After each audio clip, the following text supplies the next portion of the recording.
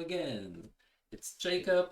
Today I'm recording from my home, and I have finished the Ostravsky Konik tournament. And today I'm gonna show you and analyze the last game of the tournament that I have played against Vrňata Jiří. That was over 200 FIDE rated. So once again, higher rated opponent. But yeah, I'm gonna also do the short and quick summary of the tournament of mine. So yeah, let's just go to the tournament. He has started with g3, knight to f6, bishop to g2, g6, b3, and yeah. Right now, the only thing that was making a noise in my head was calling my opponent a man who's playing a grandpa opening, because yeah, such a boring setup is really unusual, and it's hard to do any advantage out of that against playing someone like that, especially. But yeah, when your opponent is playing quiet and he's just calm about just not doing much and waiting for you to do your move. It's probably not the best way of playing, but also could be good enough when your opponent is trying to convince the game into the win. So how it went, we'll see. Bishop to g7, bishop to b2, and right now I thought that I need to figure out the way to make some imbalance regarding the pawn structure. But I was really afraid of playing anything here, because no matter what I would play, let's say I would go with c5, my opponent could simply answer c4, and yeah, try to have the exact similar pawn structure as me, and try to make a balance in the position. I hope to have a more imbalanced position with the chances for both sides. And this is why I was really unsatisfied with the way that my opponent played. Yeah, I've tried to play d5 here, but then happened the thing that I was most afraid of. So d4, and yeah, blocking the center, trying to sit calmly and yeah, move the pieces. Boring as hell. Short castle, knight to d2, rook to e8. Right now, yeah, try to do some pawn break with Leia later. Maybe planning to play either knight to d7, knight to g4 or e4, and try to push the pawn on e5 to do any kind of the break in this position, because yeah, I could also play boring as hell and do the mirror of the setup that my opponent is having, but then simply we would have a very boring game, and also I would be always move behind the opponent, because yeah, he is playing quiet. This is why I've tried to play something very different, try to do some breaks at the pawn structure.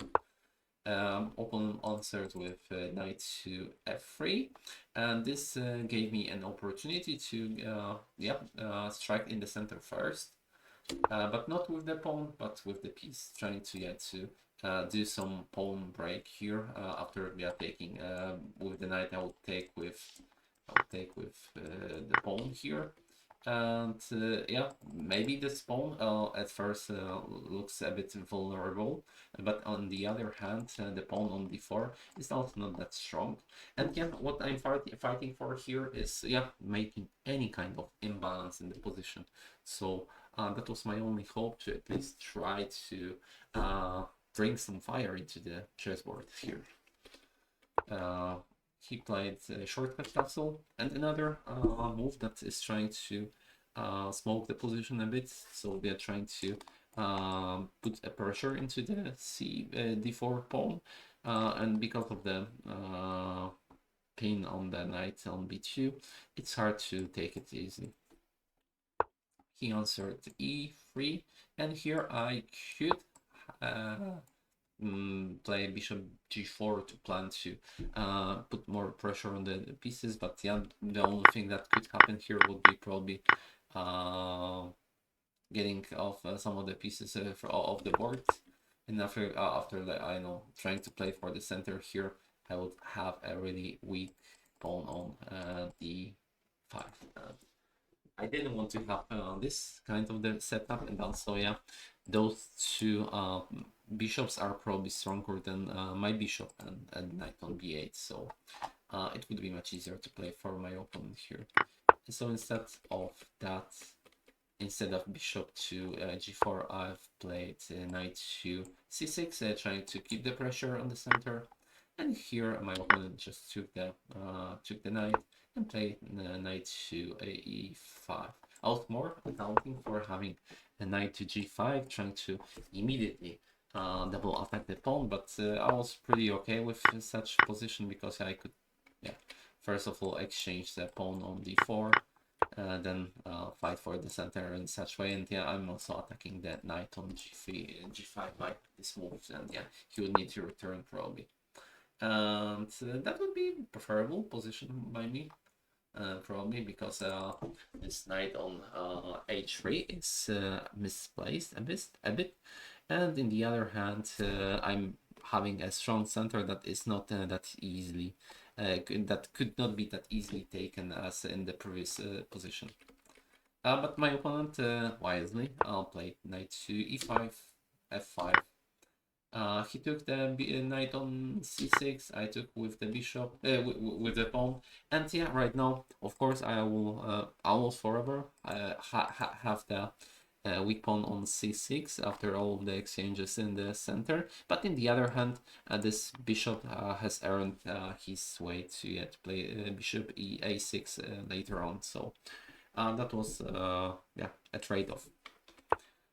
Queen to e2. C takes d, e takes d, and here I could simply take the bishop, of course. I'm a pawn up, but yeah, there is a pin on the bishop here, and I'm forced to defend the knight, the bishop. And after such line, I'm not able to remove the bishop from the field.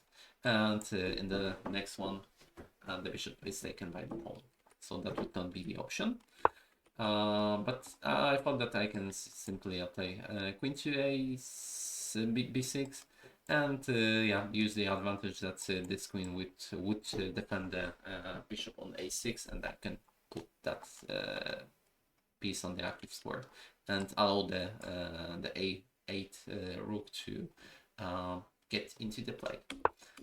So this is exactly what happened in the game. That was a good and right choice by my opponent, trying to block the bishop that is trying to get some activity here. So yeah, right now he's hitting the pawn chain, and not that effective piece at all.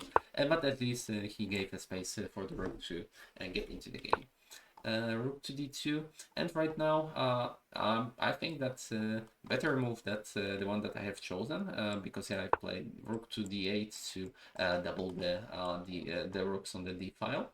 But rather playing than that, I think the better choice was trying to move the bishop to h6. Why? First of all, I'm reducing the option for the opponent to put the queen on e3, and that would be a really good square for it later on. But I also I'm chasing the rook. Why I haven't chosen the bishop to h6? There was a reason for that, because I was afraid that after such line he can just give up the exchange and give up the bishop for the rook, and later on have strong plans to use the fact that the dark square bishop would not have any opponent here, and it would be simply easier to play that for white and the other. I could have a much of problems there in such position. Maybe my upgrades were too virtual. But yeah, probably I would need to use the engine to find out that. And yeah, I'm trying to do not use that much engine during the analysis with you. You can yeah, later on in the comments write if you appreciate that or not. Yeah. So what has happened in the game? I have doubled the rooks, he has doubled it, and here he has played queen to e3. I moved the bishop to f6 to make that a bit more stable. In some variants after e5, the rook on d8 is defended by the bishop, so that could be needed. Because right now my plan is to play later on e5 at the right moment, try to get rid of the double pawns on the e file, and try to make the good exchanges, so my pawn structure or the pair of the bishops are a bit stronger than the ones on the other side of the board. So that was my ideal plan here. Unfortunately, after bishop to here, he played bishop to c3. So very good move, because he's also adding a defender to the d2 rook. So in many lines, it's really needed there. And here I could play e5. That would probably reduce much of the material from the board, because right now almost force would be playing here. And first I could take the queens off, then the rooks off, and actually take the pawn back on e5. And I wasn't that happy about this kind of the ending for this line, and I could see some continuation for my opponent, that at the end those two pawns would be much weaker than any of the pawns that my opponent has. Maybe only e3 pawn is that's weak, but in the other hand, it's much easier for my opponent to later on try to make the advantage of those two than for me to make the advantage out of this one. But once again, like it was in at least a couple of the games, I should probably go with such line, and try to play for a draw here, because otherwise I could have much more troubles, which happened in the game, because instead of that I have played king to g7, trying to improve my position just a bit, just to make the king a bit closer to the center in case of the exchanges that I have just shown. But here my opponent has a really strong move, that is g4. And I thought that the purpose of that move is actually trying to weakening my pawn structure on the king side. So it's much easier for him later on to attack the weak pawn on the f5, because I would either need to waste the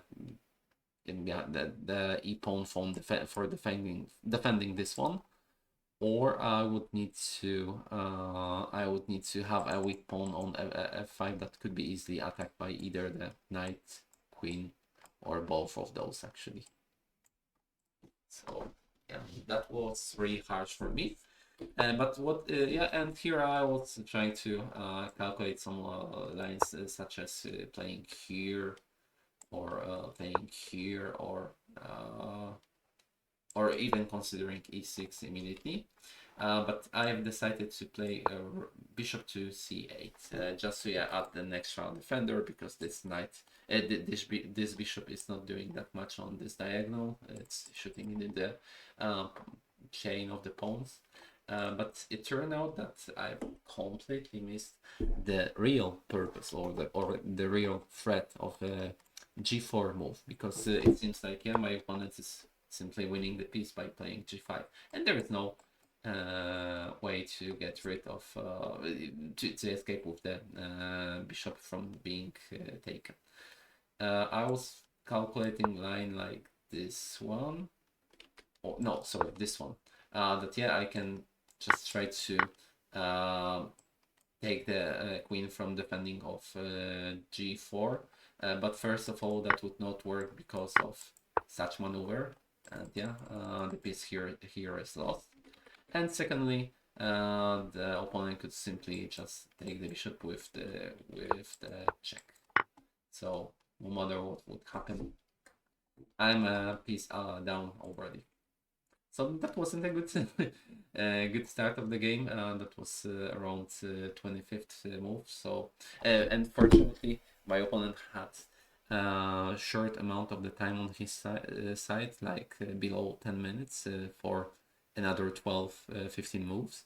So I hope to use that as an advantage of mine. So yeah, I've tried to look for any chances at my side, but as you could see, that didn't give that much during the game. Yeah, first of all, I've tried to make the some activity for my rooks, and also yeah, I had to take care of the possible mates by the white queen here. I've tried to first of all block the queen side, and then use the advantage of having those two pawns further up of the board. So played f4. I have given up the rook because yeah, simply there wasn't any good square to return with that rook, so decided to just give it up. And after yeah, here I hope that maybe my opponent would make some mistake and allow me to get to the white's king here, but yeah, simply after such maneuver he can return to g3 with the queen and nothing is happening. So I just took the piece, tried to activate the rook a bit, try to make an advantage of maybe opening the f file, trying to allow my rook to defend the pawn from the behind.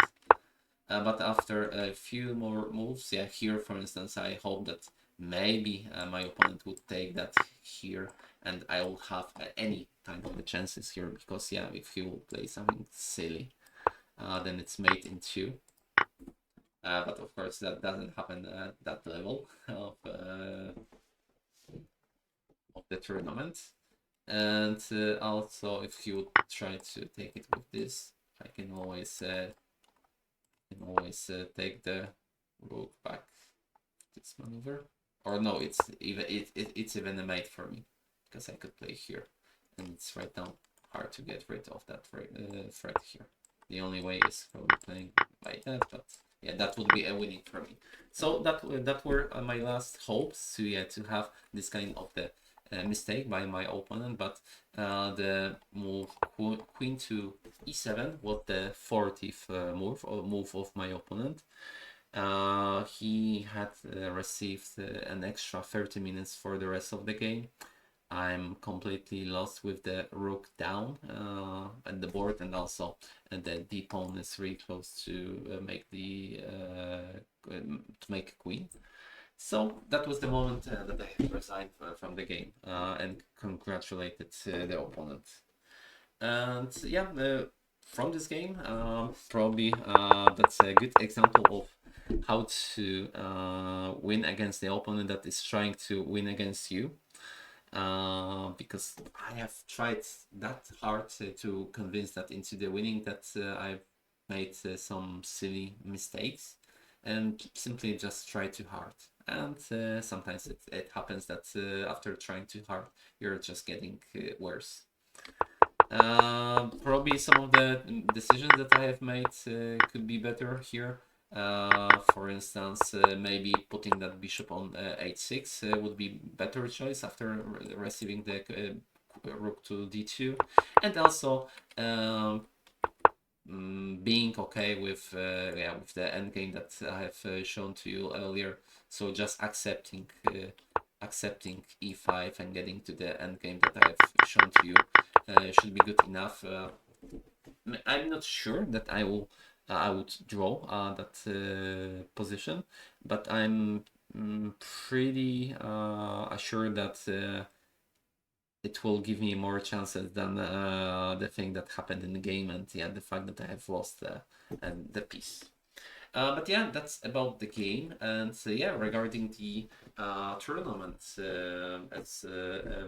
in total, that was a pretty strong tournament, one of the strongest that I have ever played, and the only one I remember in past 25 years of experience where I have played against only stronger player or higher rated players than me.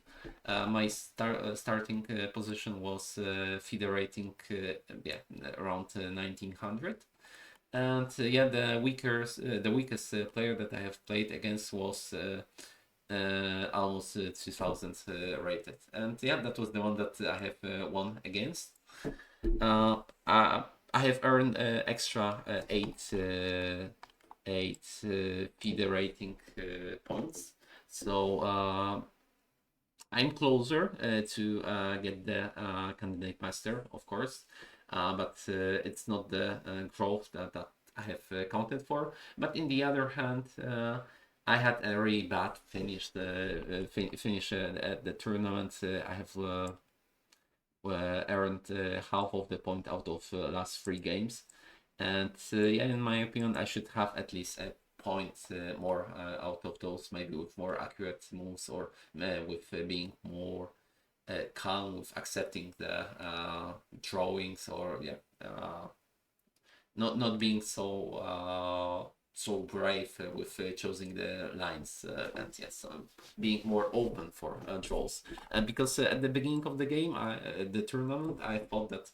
I'm having too many draws, and that probably made me more eager to take the risk to show that yeah, that's not the kind of the player I am, and yeah, that probably had mistaken me. Anyway, there have been few really good games, especially the game against Jiří. That draw that happened in the Awapin Sicilian. Um, I think the computer accuracy at that game were around 96 and 95% on each of the sides, and yeah, that was really good and well played game. Also, of course, the one that I have won also was a really solid and good game. I'm despite of losing the game in the second round, also was good. But yeah, the finish was not that perfect. Probably mostly because of, yeah, as I said, not being that much eager to accept the draws during the games. So the things that I would need to work on is definitely trying to not stress that much about the results during the game, just being more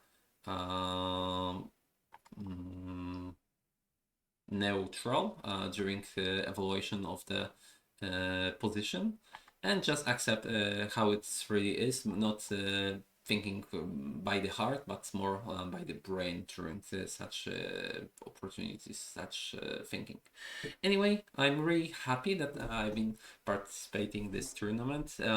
If I would need to consider to join the Open A and playing all 9 games against stronger opponents, or choose Open B and probably play maybe 1, maybe 2 games against stronger, and the rest of the games against lower rated players, I would once again choose OpenA because, yeah, as I said during some of the films, um, only while playing against better opponents you can learn something.